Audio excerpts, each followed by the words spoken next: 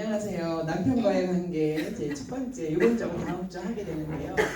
여러분 어떠세요? 이거 첫 번째 우리 남편과의 관계가 여러분 교재 한번 보실래요?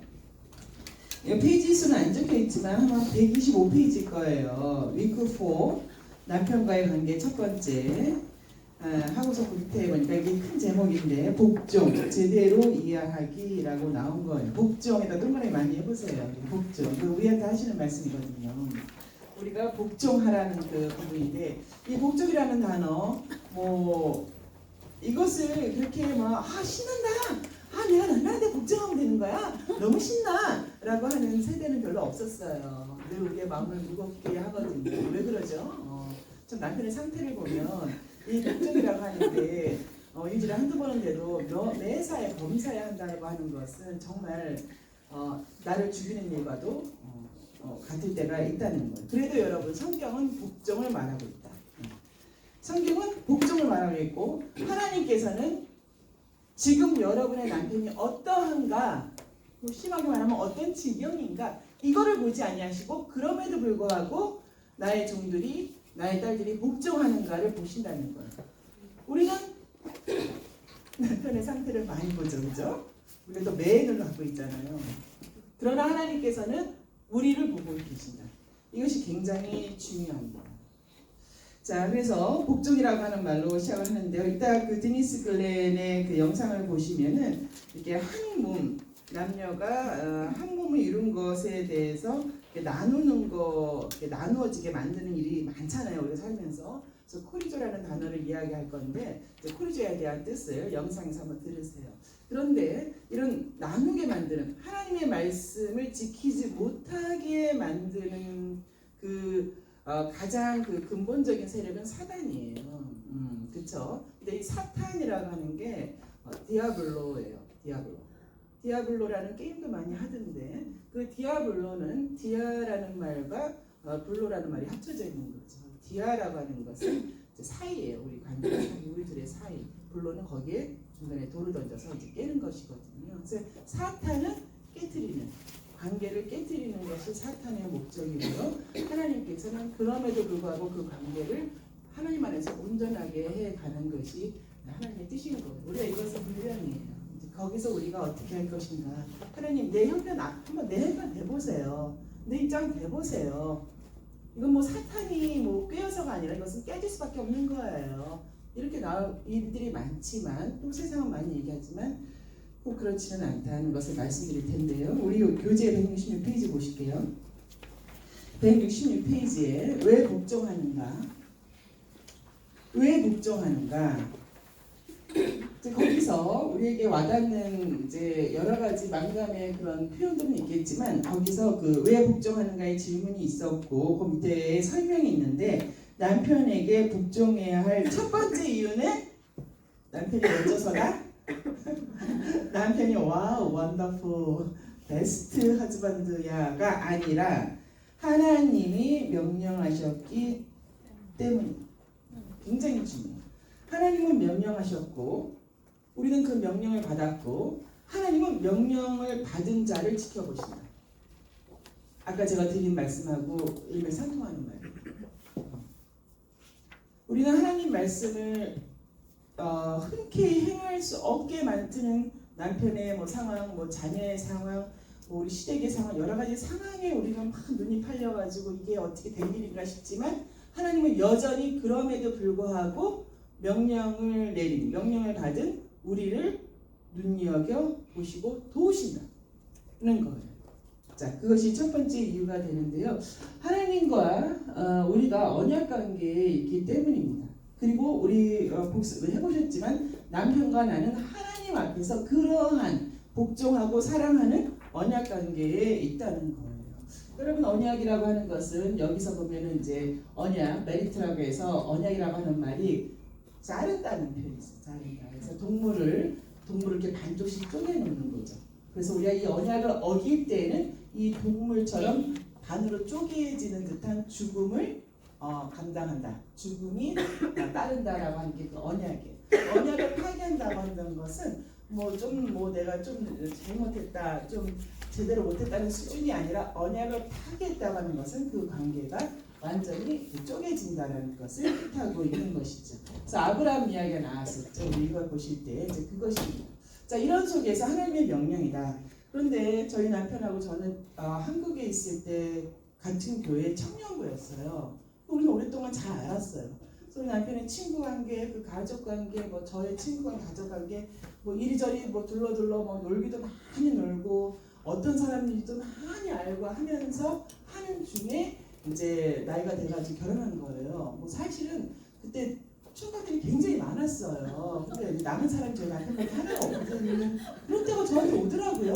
선택지가 없게 되는데 여전히 나를 좋아하는 남편 하나밖에 없으니까 제가 그럼 그래 결혼하자 이제 이렇게 해가지고 하게 됐죠. 우리는 잘하는 사이예요. 굉장히 좋은 친구 관계예요. 취미가 뭐 이루 말할 수 없이 잘 맞아요. 저희는 취미가 너무 잘 맞아가지고 뭐 생활은 적당히 이렇게 해나가도 이 취미가 너무 맞기 때문에 너무 행복한 관계에 있죠. 그런데 결혼을 이렇게 해보니까 정말 맞는 게 하나도 없는 거예요. 자, 하나도 맞는 게 없는 남편하고 씨름하면서 살 때 166페이지 왜 복종하는가? 하나님의 말씀이다. 그래서 그 명령대로 하는 것이 구체적으로 어떻게 해야 되는가를 알게 된 것은 저희가 지금 살고 있는 집으로 이사 왔을 때예요. 부엌에 이렇게 찬장이라고 하는데 찬장인데 그 밑에 이런 게 하나 붙어져 있는 거예요. 그러니까 먼저 주인이 놓고 간 거 같은 거예요. 그게 몇 년 살다가 이게 보였어요. 네, 몇 년 살다가 발견했는데 그 글씨가 이렇게 적혀 있는 거예요. When husband and wife always agree. Only one brain is functional. 그럴 때 우리가 하나가 되어서 이 집이 꾸려져 간다는 거잖아요. 그렇지 않고 이 어그리가 안 되면 이제 부인 따로 남편 따로 또 요즘은 자식 따로예요. 다 따로 간다면 이것은 어디로 갈지 뭐 흔히 말하듯이 뱃사공이 많으면 산으로 간다 하잖아요. 배가. 이제 그렇게 된다는 이 말이 구체적으로 저한테 복종한다는 것의 실질적인 행동 지침으로 저한테 온 거예요. 자, 그래서 저에게 핵심은 어그리하는 거예요. 어그리하는데 이제 이거예요. 이게 문제인 거예요. 저희 남편은 지금에 와서 30년 결혼 생활을 내가 돌이켜볼 때 제가 우리 남편은 럭비공이에요. 럭비공은 던졌을 때 얼로 튈지를 몰라요. 축구공은 차면 뭐 크게 실수하지 않으면 그 방향으로 가는데 럭비공은 어디로 튈지 모르는 게 럭비공이라는 거예요. 예, 그래서 저희 남편은 진짜 럭비공이에요. 얼로 튈지를 모르는 사람이에요. 이제 그런 분하고 저는 어디로 튈지를 계획하고 던져야 안정감을 느끼는 사람이 부부 생활을 뉴질랜드에 와서 이렇게 쭉 해가는데 이게 너무 쉽지가 않은 거예요. 어그리한다고 하는 것은 여러분 세 가지예요. 어그리한다는 건 지정의를 어그리하는 거예요. 지식, 아는 것에 대해서 여보 이거 이런 거야. 우리 아이들 이렇게 하는 거야 라는 어떤 지식, 이해하는 정도가 같아야 돼요. 나는 이것을 저렇게 이해하고 있고 저쪽은 저렇게 이해하고 있다? 그건 어그리가 아닌 거예요. 맞아. 그랬구나. 우리 잘못 생각했네. 그게 맞네. 어그리하는 정서. 그게 불쌍한 거지 않아? 걔가 뭐가 불쌍한 거야? 배가 불러 그러지. 이렇게 되는 게 아니라 지가 배가 불러서 그냥 할 게 없게 저러지. 그게 아니라 같이 정서를 어그리해가는 거. 마지막으로 의지예요. 우리 아무래도 우리 이러니까 경제가 이러니까 이렇게 해야 돼. 할 때 어그리돼야 돼. 그거 나한테 다시 못 믿어. 당신의 경제가 좀 못 믿어 하면서 뭐 따로 뭔가 이렇게 하기 시작하는 거 그거는 always 어그리에서 어긋나는 거. 어그리한다는 것은 지정의가 세 가지가 어그리가 돼야 되고 그것도 always라는 것은 항상이잖아요. 이제 이거를 발견한 것이 정말 저를 이제 죽이는 일이 됐죠. 그 다음에 이제 그런 하나님의 말씀인 것과 이것을 제가 따르기 위하여서 정말 많이 노력했어요. 제가 인위적으로 저한테 훈련한 게 있어요. 저는 여러분에게 한번 이것도 말씀드리고 싶어요. 저는 항상 이렇게 머리가 돌아가고 어떤 계획을 세우고 여러 가지 변수에 의해서 미래에 일어난 일을 예측하는 그런 어떤 성향을 갖고 있으니까 휴가 한 가지를 가더라도 휴가를 어디로 가고 언제 떠나서 어떻게 해야지 애 짐이라도 제대로 싸잖아요. 애들 짐이라도 나도 준비를 하고 근데 우리 남편은 휴가를 떠나는 그날까지 어디로 갈지를 말을 안 하는 성격이에요. 무작정 가다가 삘이 꽂혀서 가야 더 재밌다는 다 계획을 짜면 재미가 없다는 그럼 여보 나는 짐을 어떻게 싸? 그냥 대충 싸도 돼. 뭐 현지 조달 저한테 이런 성격의 사람이에요. 정말로 럭비공이죠. 근데 저는 다 준비해서 반창고라도 몇 개를 쌀지를 다 결정해야 되는 성격인데 그렇게 안 맞는 휴가도 안 맞는 휴가를 가는 방법도 안 맞는 것을 놓고선 정말 좀 너무 힘들었어요. 살 수가 없을 것 같아요. 그게 한 예예요. 그런 식으로 한다는 게 한 예에 불과하기 때문에 그럼에도 불구하고 어그리해야 되기 때문에 정말 이걸 어떻게 해나가는가 너무 붕괴하고 분노하고 무책임하고 무계획한 그런 모습 모든 걸 우연에 맡기는 듯한 그런 듯한 막 비난적인 마음이 들면서 너무 힘든 거예요. 그런데 주님께서 저희 남편을 바꾸실 줄 알았더니 저를 바꾸신 거예요. 저에게 주님께서 지혜 주셨어요. 그래서 모든 짐을 다 싸는 거예요. 산으로 갈지 바다로 갈지 강으로 갈지 다 싸는 거예요. 저희 집은 굉장히 이게 트레일러 같은 큰 거를 끌고 다니기 때문에 얼마든지 실을 수가 있는 거예요. 주님이 지혜 주셔가지고 다 싸는 거예요. 그리고 어디로 갈지 모르는 것에 대한 저는 불만이 있었거든요. 저는 예측하고 상상하는 기쁨을 누리는 걸 굉장히 좋아하는 사람인데 그걸 전혀 누릴 수 없이 불안하게 만드는 사람인 거예요. 숙소도 안 정하고 가니까. 그런데 저희 집에 굉장히 큰 텐트가 있어요. 투베드룸의 거실과 부엌이 있는 어마어마하게 큰 텐트를 구입했기 때문에 우리 남편 말이 어디로 가도 된다는 거예요. 그런 과정에서 그런 남편에게 어그리해 갈 때 정말 저는 이전까지의 저의 모습과 제 본성까지도 다 내려놔야 되고 내가 누리는 기쁨의 모습도 다 내려놔야 되는 거예요. 그랬는데 웬일이에요? 우리 남편 말대로 아무것도 정하지 않고 간 그 휴가나 그런 데서 만나는 그 예측하지 못한 상황들이 너무 익사팅한 거예요. 제가 그것을 너무너무 희열을 느끼는 거예요. 내색은 안 해도 이런 내색은 반복되면서 제가 주님이 저를 가르치시는 거죠. 저를 다루시는 거예요. 우리 남편을 다루실 줄 알았는데 거봐 너 그렇게 예측하고 가라니까 날씨 준비도 안 되고 할 줄 알았는데 아니에요. 저희 남편도 너무 신나는 일이 생기고 저도 너무 그러는 거예요. 너무 진짜 이런 복된 여행이 있을까 할 정도로. 그래서 제가 주님 안에서 제가 수를 지는 거예요. 주님. 그게 나의 계획이나 남편의 내가 무책임이라고 말을 할게요. 그것을 뛰어넘는 주님이 계시다는 것을 내가 이렇게 항상 잊고 있었군요. 하면서 나를 부인하고 맞추기 시작한 거예요. 저는 그렇게 해서 그런 부분에서 좀 분노가 떠올랐던 나를 하나님이 계시다는 하나님과의 관계에서 제가 누그러뜨리게 되고 지금도 마찬가지예요. 그때 한 가지 제가 노력했던 게 있어요. 근데 우리 남편이 저녁에 퇴근하고 왔을 때 여보 이거 휴가 갈 건데 그거 그래도 요번에 날씨가 이런데 준비 이렇게 얘기해봤자 그 남편은 그래? 그 날씨를 그때 가봐야 하는 거 아니야? 이렇게 나올 그 남편에 대해서 제가 낮에 리스트하는 게 있어요. 그래 맞아 좋겠다 그럼 되네 그래 이걸 제가 연습하는 거예요. 그래 그러네 맞다 어그리하는 표현.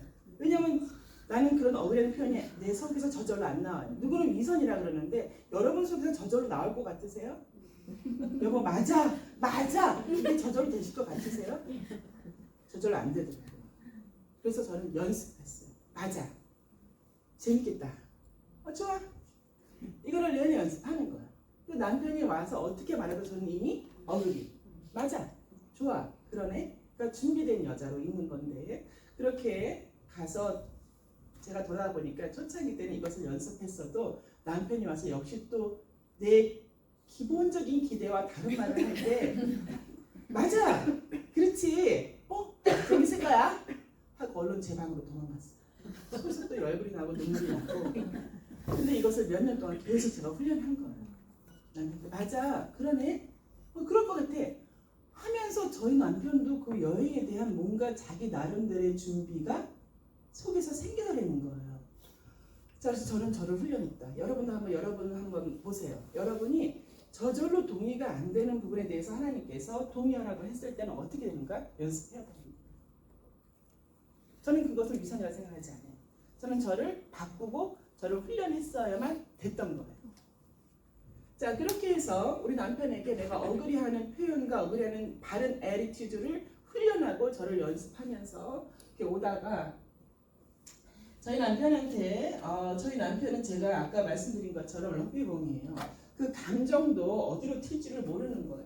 나는 남편 그릇에 딱 맞는 우리가 이렇게 뭔가 딱 맞으려면 이렇게 모양이 딱 맞아 들어가야 되는 거야. 우리 남편은 흔히 남자 이렇게 사람의 그릇이라고 표현하는데 그릇 안에서 내가 무슨 뭐 나는 뭐 정육면체야라는 것을 고집하면 덜걸어버리는 거예요. 이게. 그래서 남편이라는 그릇에 내가 딱 맞을 수 있는 것은 뭘까다가 물밖에 없는 거예요. 물은 남편의 어떤 감정 상태, 어떤 그릇의 상태도 그대로 들어간다는 거죠. 그래서 주님, 제가 물이 되게 해주세요. 그래서 남편에게 내 갈비뼈였구나 할 정도로 편안함으로 같이 어글이 될 수 있게 그렇게 해주세요. 저를 물과 같이 되게 해주세요 하고 성경에서 물에 관한 또 것을 많이 제가 연구를 했었죠. 그래서 남편의 감정에 대해서 감정 기복이라든가 그의 불안함과 여러 가지 대해서 지적질하지 않고 같이 어글이하는 겁니다. 여보 정말 그랬겠다.